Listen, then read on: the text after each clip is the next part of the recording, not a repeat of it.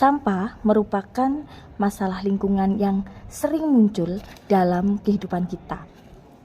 Bahkan permasalahan sampah merupakan isu kompleks yang dihadapi oleh banyak negara di dunia, termasuk Indonesia. Hal ini terjadi karena volume sampah yang terus meningkat tiap tahunnya, seiring dengan pertumbuhan populasi dan urbanisasi. Dengan bertambahnya jumlah penduduk dan meningkatnya urbanisasi, volume sampah yang dihasilkan terus meningkat. Selain itu, adanya konsumsi yang berlebih, gaya hidup yang konsumtif, dan penggunaan produk sekali pakai seperti plastik seperti itu menyebabkan peningkatan jumlah sampah. Seperti yang kita ketahui, sebetulnya sampah kita tidak hanya plastik yang menjadi masalah. Ada beberapa jenis sampah yang lain, yaitu yang pertama sampah organik. Sampah organik adalah sampah yang dapat terurai secara alami, seperti sisa makanan, daun, dan kertas. Kemudian ada lagi sampah anorganik. Sampah anorganik adalah sampah yang sulit terurai dan seringkali membutuhkan waktu bertahun-tahun untuk terdegradasi, seperti plastik, logam, dan kaca.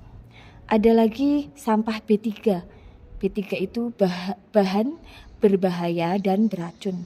Sampah yang termasuk dalam sampah B3 ini memang sampah yang mengandung bahan yang berbahaya, seperti limbah industri, baterai, atau mungkin produk-produk elektronik lainnya. Berbagai banyak jenis sampah ini menyebabkan banyak sekali dampak negatif yang ditimbulkan dari sampah, baik itu dampak negatif bagi kesehatan, lingkungan maupun ekonomi. Sampah yang tidak terkelola dengan baik dapat menjadi sarang penyakit, menarik hama, dan menyebabkan pencemaran air serta tanah. Kemudian untuk lingkungan, sampah plastik dan bahan anorganik lainnya itu dapat mencemari laut, membahayakan kehidupan laut, dan juga bisa menyebabkan kerusakan ekosistem.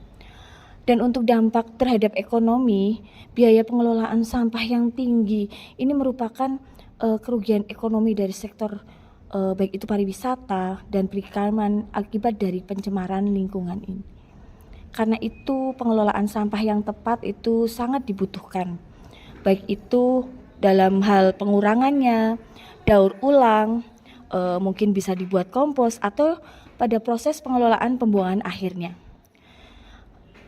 Kegiatan pengurangan bisa mengurangi penggunaan bahan-bahan yang menghasilkan sampah, seperti contohnya menghindari penggunaan plastik. Untuk daur ulang mungkin bisa memproses ulang material sampah untuk dijadikan produk baru, seperti mungkin mendaur ulang botol plastik jadi serat pakaian dan sebagainya. Sedangkan kompos itu adalah salah satu mungkin pengelolaan sampah organik ya yang bisa digunakan untuk jadi pupuk alami. Dan bagaimana pengelolaan kita menempatkan sampah kita di tempat pembuangan akhir itu akan menghindari dampak negatif terhadap lingkungan. Dari beberapa pengelolaan sampah itu ada satu inovatif yang ingin saya sampaikan di sini, yaitu berupa tawaran ide cara menangani salah satu sampah organik ya, sisa makanan kita, yaitu dengan menggunakan gadget tata kutu. Gadget tata kutu adalah suatu wadah kedap udara. Di sini fungsinya adalah untuk mengolah sisa makanan dengan teknik fermentasi. Adapun komponen gadget tata kutu itu kita bisa buat menggunakan ember, bisa jadi pakai ember bekas begitu. Ember volume 12 sampai 20 liter. Dan kalau bisa harus adalah syaratnya adalah mempunyai tutup ember yang rapat. Jadi mudah untuk dibuka dan ditutup tetapi dia rapat. Seperti itu. Kemudian ada keran yang nanti dipasang di bagian bawah.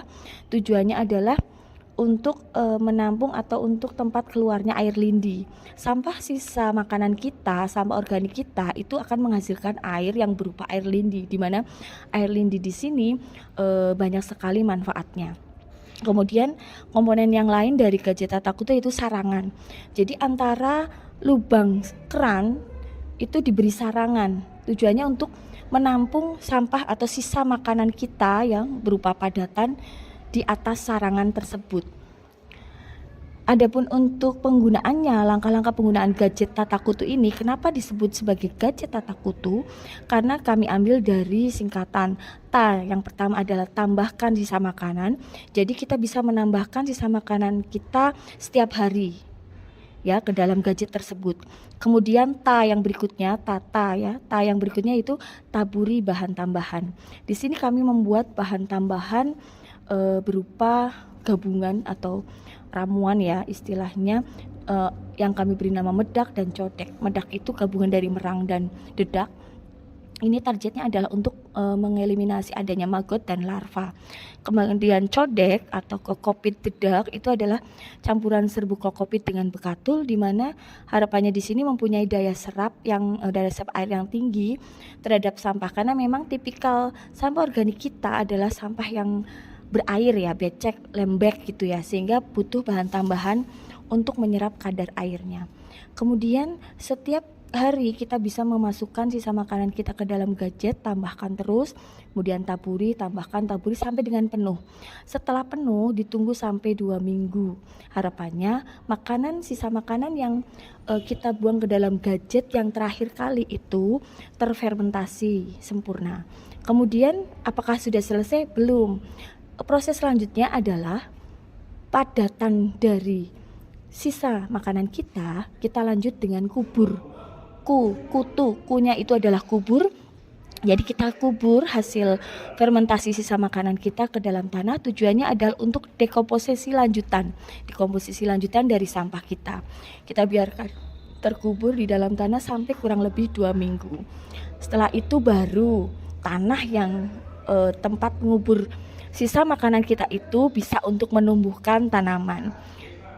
Insya Allah nanti menghasilkan tanaman yang subur. Jadi maksud dan tujuan kami membuat inovasi gadget tata kutu ini adalah memilihkan cara mudah untuk mengelola sisa makanan. Selain itu memudahkan bagaimana untuk menangani sisa makanan. Terus pengadaan ini juga bisa menambahkan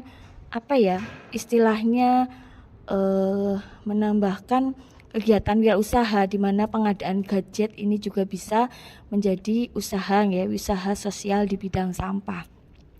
Adapun manfaat yang bisa diperoleh dari gadget ini, manfaatnya adalah semua jenis sisa makanan itu dapat dimasukkan dalam gadget, bahkan yang berbau amis seperti kulit udang ataupun duri, tulang, itu bisa semuanya dimasukkan dalam gadget.